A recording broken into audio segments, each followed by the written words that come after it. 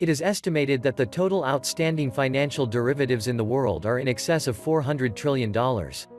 If just 3% of these very opaque and highly leveraged instruments implode and lose just 50% of their values in a matter of days, that is $6 trillion coming out of the hides of investment banks, hedge funds, and global investors.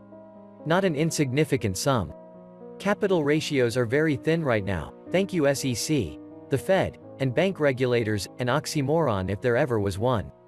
This is just the tip of the derivatives iceberg, and the US and global financial systems are the Titanic headed for certain disaster. That these instruments trade are under the radar is not surprising. If the average Joe investor knew how much dynamite was laying on the railroad tracks, he or she would have taken the bus to cash and out long before this. But average Joe is dancing to the tune of record margin debt, so he or she does not want grim reality to ruin the party. But reality is starting to come home. This is just one black swan in a flock of black swans that have the potential to darken the spring sky. The monumental shift in overall confidence in these trades is already underway. The exit door to the burning theater is about to get jammed with nothing done trades. Given the extraordinary level of money printing the Fed has done since the beginning of the pandemic, a wave of price inflation is coming down the pike. America and its monopoly money printer, also known as the Federal Reserve, have painted themselves into a bankruptcy corner. Not only are more and more foreign nations rejecting America's aggressive and militant foreign policy, but they are also ridding themselves of the Fed's dollar. Foreign central banks are increasingly gravitating to sound money like gold. The Fed is on its last legs. There is a major liquidity issue taking place, and we are on the brink of another financial collapse. This is about to affect the American banks and the American citizens. The Wall Street Journal warns that some branches of U.S. banks and credit unions have run low on cash as customers make big withdrawals, prompting regulators to warn that they are putting their money at risk. In response, banks and regulators are warning consumers that it's a mistake to keep large amounts of cash at home, where it can be lost to fire or flood, or stolen. Also, note that the FDIC, the Federal Deposit Insurance Corporation, you can go look this up for yourself, which allegedly backs each account in America up to $250,000 per account, is insolvent. That's not my opinion, that's a fact. This means that if we are experiencing a bank run right now, there is no insurance to back up your account value. It's also important to note that your bank is in your deposits at the bank are completely digital. They're not backed by anything. It's just digital zeros and ones, and so there's really nothing there at any of these financial institutions. So, for example, if you go to Bank of America and demand your money, your own money from, and everyone does it at the same time, there is no money at these banks. It's all digital. It's backed by nothing. And this is why I recommend gold. I recommend gold and precious metals because they're tangible assets that are not just zeros and ones. Also, it's important to note that we just hit the US debt of $28 trillion. That is the first time we have ever hit that amount of debt. Also, note interest rates are at an all-time low. Keep in mind the stock market is at a new all-time high, yet they're still cutting interest rates. That should be very shocking to you. That means that they can't raise interest rates ever again.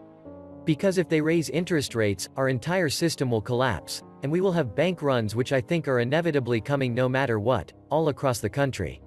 Also, the New York Fed has added $104 billion to markets injecting, and these injections have been aimed to ensure that the financial system has enough liquidity to operate, that it doesn't fail, and that short-term borrowing rates remain well behaved. A lot of you don't understand what repos are basically. These are short money transactions taking place at the Federal Open Window and amongst the major financial institutions in America to keep them liquid and to keep them from falling. Please remain vigilant and be prepared. Understand that these banks do not have your money, and this is why I have always recommended that each and every one of you should have at least $10,000 in cash on hand, if not more, at any one time as an emergency fund. Keep it in a safe place. I think that you should also have gold. This is something that the current monetary system doesn't have. And it appears that banks all across the country are about to go dark, and Bank of America is starting to give us the first hints of the next Lehman-style collapse. Welcome back to the Atlantis Report. You are here for your daily dose of the truth, the whole truth, and nothing but the truth. Please take a second to hit the like button, hit the subscribe button, and don't forget to also hit the notification bell. Banks are the thief in the night you need to worry about the most.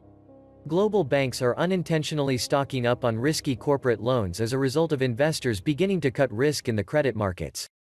Barclays and Deutsche Bank are sophisticated bankers, but last to see investors preparing for the recession and smart money leaving markets. Billions are small when considering $70 trillion in negative yield bonds that project weakness to every nation. The bankers, like politicians, are too involved with many forms of nepotism to see the forest. I can't remember ever having repos and 0% interest rates simultaneously. How can we have a lack of liquidity, when at the same time money is being borrowed at such a low rate? What it tells me is, money is going out faster than it's going in, and without the repos, they would default on their payments, creating a seizure. Do you want a timeline? How about when the repos end? I frankly don't see a way out of this without some type of default or bail-in. Quantitative easing is no longer working, and the banks can't borrow any more money. At a certain point, there will be a big bank failure or multiple failures, which will involve at least some form of a bail-ins and presumably some type of bailout, although they may call it something else. When and which bank or banks, is yet to be determined. The repos are the last line of defense, period. War is peace. Slavery is freedom. Ignorance is strength. Debt is wealth. Debt ruins everything. It caused the 100 Years' War and the War of the Roses way back when. Underwater with debt means war. Actual history widescreens this quite elegantly. Most currencies in the world are based solely on debt. It all has to be borrowed into existence. It is the most insane proposition the world has ever known, and its proponents are the epitome of evil. The US total debt is north of $260 trillion. So much debt, so little gold. Bankers only have one real product, and that's debt. They have fake money created in a computer backed by nothing, and in the event they go under, the taxpayer will bail them out anyways. There really is no skin in the game for bankers. No real risk, that is. The quicker they saturate the market with their debt products, the sooner their business model comes apart at the seams. As soon as you hand over your money, it's no longer yours. The bank is the goalkeeper for that money, and the bank decides if they want to grant you access to it. The majority of the time, they will, but they can deny you access to your own money. You have to prove the money is yours, but the bank doesn't have to prove anything. You'd actually be better off keeping your money in a shoebox under the bed. With bank charges and fees and the measly pittance they give you in interest, you're losing money. They are stealing your money 1 penny at a time. Banks like higher interest rates where they can make more profit. Interest rates have to keep falling so economies can take more of their debt products. The unsustainable debt-fueled growth model of neoliberalism. Banks are granted the exorbitant privilege of loaning you currency based only upon your promise to repay the debt and then charge you interest on your commitment to repay the debt. It is insanity and usury, but it is the way the Western world works. The only and one single thing I like about Sharia law is that no one is legally allowed to charge interest on IOU loans. But the people will lose real assets to the bankers. This is what the plan is. Give loans to people who have no financial discipline. Seller will take the money and go away, the borrower will not be able to maintain loan payments, and the bank will take the property cents on the dollar, and this property will end up into the assets of some big fat bankers. Deposits are nothing but liabilities on a bankrupt balance sheet that can be defaulted on via bankruptcy. Until then, enjoy inflation eating it alive. You own nothing. You rent everything, including the air you breathe, from your masters in the form of income tax. You can withdraw your entire account in cash. But not before requesting days in advance, filling out FinCEN forms, Patriot Act forms, and sitting for an interview with a branch manager. Then, maybe they'll let you have your cash. The real sheet hits the fan problem is that banks will lend your money back to you while it declines in value and while the bank gets increasingly insolvent. Deposit insurance, like FDIC, won't do much good in that scenario. Ultimately, getting your money back is not nearly as important as getting it back now while it still has value. With checking accounts paying, at most, a 0.25% interest, safekeeping is the only argument that can be made to keep money in banks. It's now apparent that the bank itself will eventually become much more of a risk than holding cash. The bank itself is the thief in the night you need to worry about the most. Better read those fine print inserts or PDFs going forward. Just in case they can take your future cash from your credit card. I am sure municipalities are already working on this in real estate property taxes as well as IRS. If so, it will change the entire underwriting for consumer credit dramatically. After all, the proverbial pendulum does tend to swing radically in both directions. From easy credit to no credit whatsoever. In the event of a banking crisis, the deposit insurance would not be honored. When you deposit money in a bank account, you are an unsecured creditor. People are going to find out what that means, which is why the banks are pushing the government for a cashless society. You can't withdraw your deposit. You would be offered a high-yielding bond instead, say 10 years at 5%. Initially, these would be worth more than face value due to the high yield. However, due to the numbers that would need to be created, it would be in the government's interest to inflate these away. When you come to redeem these for cash, they will be worth sweet F all. Just like war bonds were in 1920s Germany. Most people today have not seen money in their life. All they've seen are banknotes and digits on a computer screen. I think it is very innovative. The 1% aided and abetted by our government are continually developing new ways to fleece the ignorant sheep out of their earnings. Even bank robbers use innovation to improve their return and lessen their chances of getting caught. Just because someone is innovative does not mean they are not a crook. The only way to keep this economic model on the road is for interest rates to keep falling so they can keep adding more debt. The banks are already positioning to firewall their premises. No cash from tellers, just the ATM. When that runs out in less than 6 hours, what are you going to do? The whole thing will come down and be blamed on climate change or some other BS story. Just get ready, cause you are not stopping it. We would need a total mass of psychological change in order to stop this. The concept is so simple it's hard to wrap your brain around it. Create money from nothing, loan it out at interest, expand through fractional reserve banking, repeat process. Where is the money to repay the interest? It doesn't exist. Welcome to the world hamster wheel, folks. Taxpayers stuck with risky loans. There, I fixed it for y'all. Privatized gains, socialized losses. It's good to be a bankster. 2007-2008 all over again, yet this time on steroids, since the debt numbers are a whole lot bigger this time.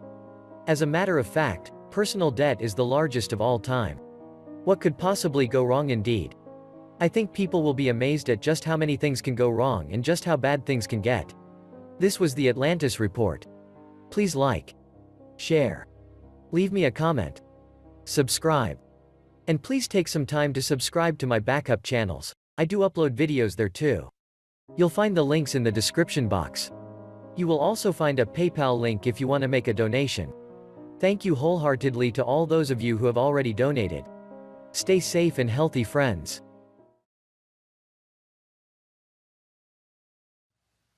Silver or gold? Appears to be a lot of controversy right now. Let's see if we can't clear that up coming up.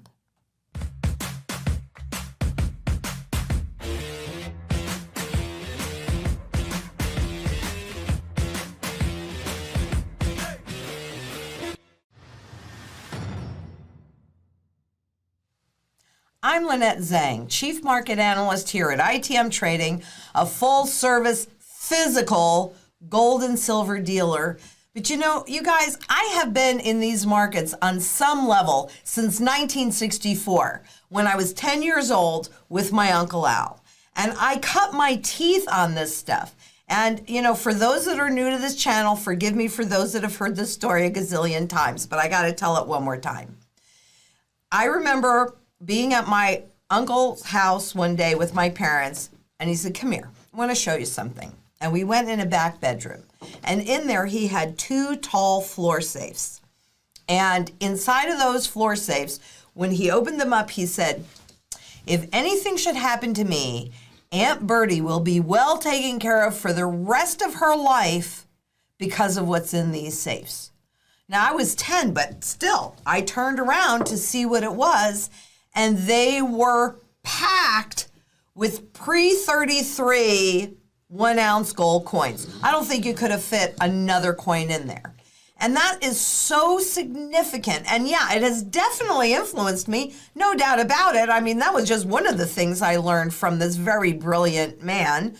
But what he did was he accumulated a tremendous amount of gold, probably at least 3,000 ounces would be my guess, maybe 3 monster boxes in each safe, when it was illegal to hold more than 5 ounces. That's pretty significant. So today we're going to go over how gold and silver perform during currency resets, because that's what I personally am really looking at. Anything other than that is kind of just a short-term trade. And what are you going to trade things into? Fiat money?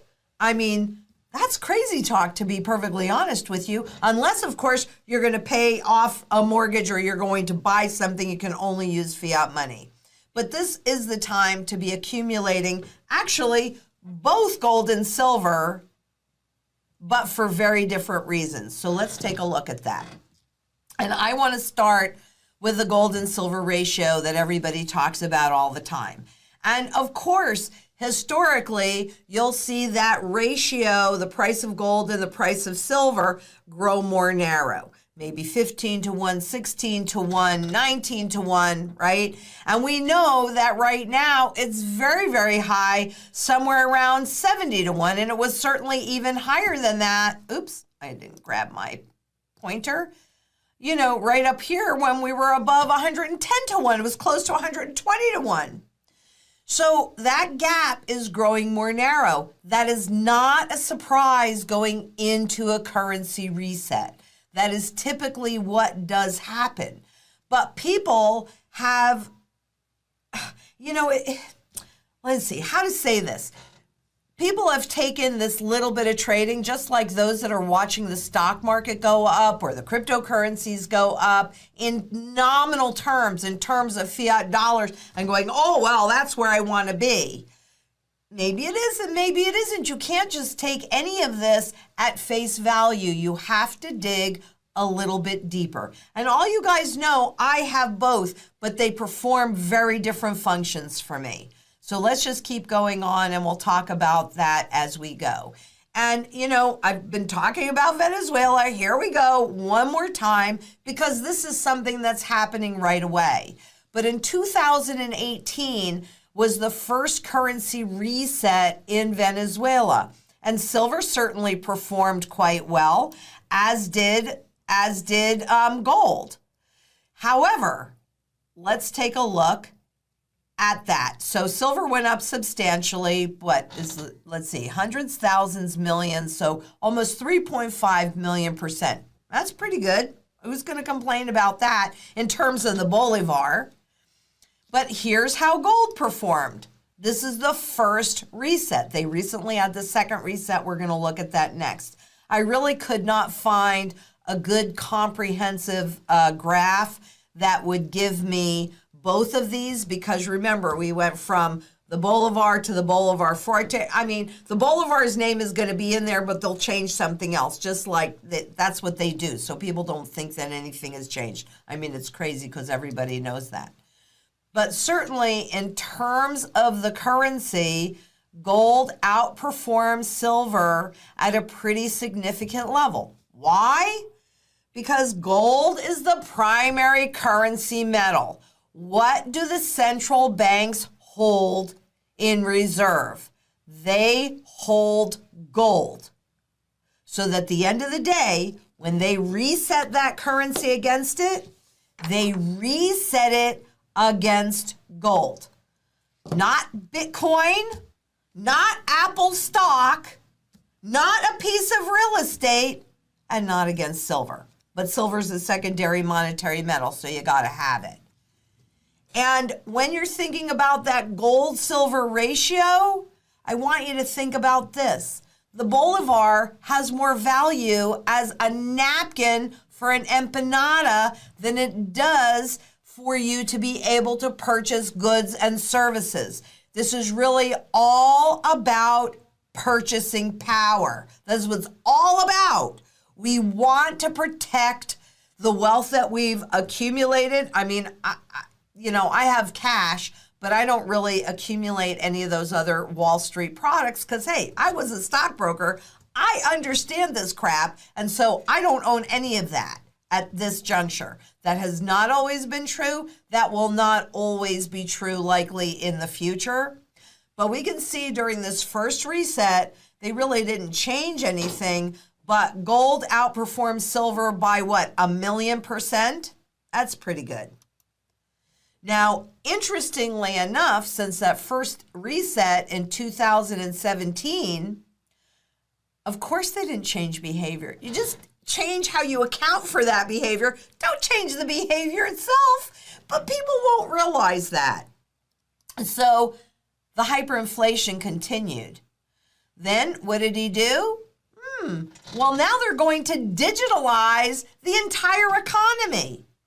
So Venezuelans that are bound, that only have access to the bolivar, they are in abject poverty. Let's face it, they're in abject poverty. But also all confidence in the currency is lost. That's really ultimately what creates that hyperinflationary event, is when that confidence is lost. We've talked about it a million times, but that's because it's simply true. And so, again, 3 years later, not even 3 years later, they have lopped off zeros and reset the currency. And so we had the silver response, did pretty well, and we had the gold response, did equally as well. Except in the prior, let me just go back to that. Let's go back to that for just a second. Gold outperforms silver by 1,000,000%. And they're not done yet. The reset is not done yet because the behavior has not come to conclusion yet. I don't know why, but globally on average, we will likely see 3 of these before the entire economy is reduced to a full barter economy. That's why silver is important, is for your day-to-day barterability. So you can buy that pint of strawberries. You can put a tank of gas in your car. But how easy do you think it would be to buy a building with that? You need an awful lot of them in order to buy a building. That's why I use gold for my opportunity positioning as well as wealth preservation. You need both, but they both have different functions. And you have to really ask yourself, what do you want to be holding into a currency reset? For me, it is the mostly, I have both, I want both, you need both. But you need this to sustain your standard of living. You need this to grow your wealth base and to protect all of those fiat dollars that you might not be able to move out of your 401k or out of your IRA or your 403b or your pension plan. And I hope you are not counting on those instruments to see you through this, because anything that you can only convert into, in this country, dollars, well, last time I checked, 1 trillion times 0 is 0. If the dollar has no purchasing power, just like the bolivars, if they have no purchasing power, you can have a gazillion of them, and it's not going to matter. So let me use another really well-known example to show you what I'm talking about with that gold and silver ratio. And Weimar Germany is not the worst case of hyperinflation, but it is the most well-known. And you can see that the gold and silver ratio, even though there were times when it went up, it pretty much stayed even until the real reset was occurring. And then there was a huge jump and a huge difference between the two. So if you're sitting in gold and silver, I really say, yay, thank goodness. But I would personally, you got to do what you're comfortable with. But personally, I own more gold than I do silver, because silver is about sustaining my standard of living. Gold is about protecting the wealth I have and being in a position to take advantage of the opportunities that lie ahead of us. And just as another example, because we all know that food becomes the biggest issue for people during these transitions. And even if you stop and think about what happened in March of last year, a year ago, when all the grocery store shelves went bare. Well, toilet paper is also a really important thing to have on hand. And as you probably saw, you can also barter with that. But the difference between silver and, say, toilet paper or berries or any kind of food stuff is that food stuff has a shelf life, whereas silver does not have a shelf life. I mean, I don't know how old this is, but, I picked this up at a yard sale, God knows how many years ago.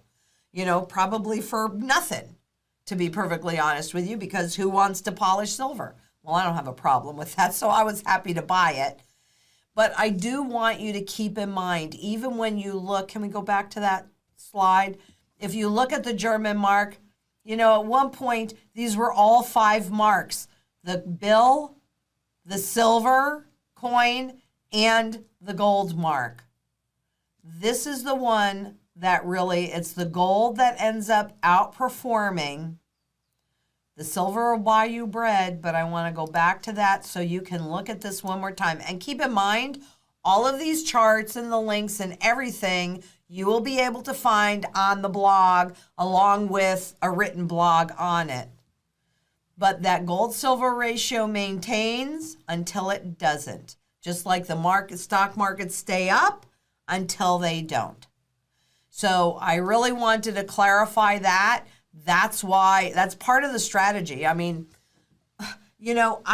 I've studied currency life cycle since 1987. And what is it that we always talk about on this channel? And if you're new to it, you'll get familiar with it as well. There are repeatable patterns that happen every time. So I cannot guarantee tomorrow because that's way beyond my control. But if something has happened over 4,800 times and we're doing the same things, I'm thinking we're going to get the same results. So you need both. You need silver for barterability and to sustain your current standard of living. You need gold to protect any wealth, and I mean and your property taxes, which is a big risk. To pay off your mortgage is another big risk. So it's about functionality. So if you talk to your consultant, then you're going to fill out and you're going to talk about your goals, what you have to work with, and where you're at right now. And then you will create a strategy based on gold and silver and as a wealth shield. And you'll know, how much silver do I need to sustain my current standard of living through this reset? And how much gold do I need to do that? Because, of course, if you got a significant chronic health issue, then you need to make sure that those expenses are covered and that you can get the medications and the different things that you need. But also to put you in a position to take advantage of these opportunities that present. And what I mean by that, for those that aren't familiar with it, right now, these are the only 2 assets that are undervalued. Everything else, stocks, bonds, real estate, all of that, severely overvalued. That will change.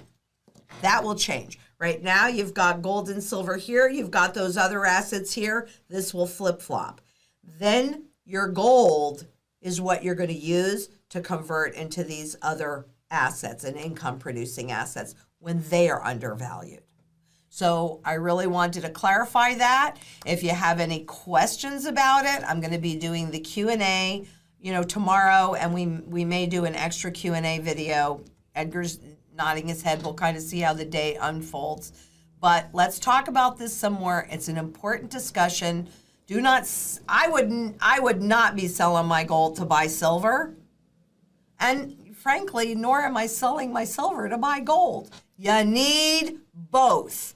But it is the gold against which they reset the currency. So that's why that is one big reason anyway, why that is the lion's share of my personal portfolio. And I think it needs to be the lion's share of yours as well. So I had a great interview this morning with Neil McCoy Ward on his channel, and it will be out this weekend. Did we have a specific day? It's a 2-parter. Saturday. It'll be out on Saturday, and it really was a lot of fun. It was a great thing. We focused on UBI. I mean, we did go off. I went off a little bit, but we focused on UBI, Universal Basic Income, as well as CBDCs, central bank digital currencies. So I think definitely worth watching part 1 and part 2. And then on Thursday, I don't know when that one will be released yet, but I'm really excited about this. Mark Moss on his YouTube channel. So if you just stay tuned to our socials, we will absolutely let you know when those are going live. And next week, I'm going to be on Spiritually Inspired with Claudio Morgan.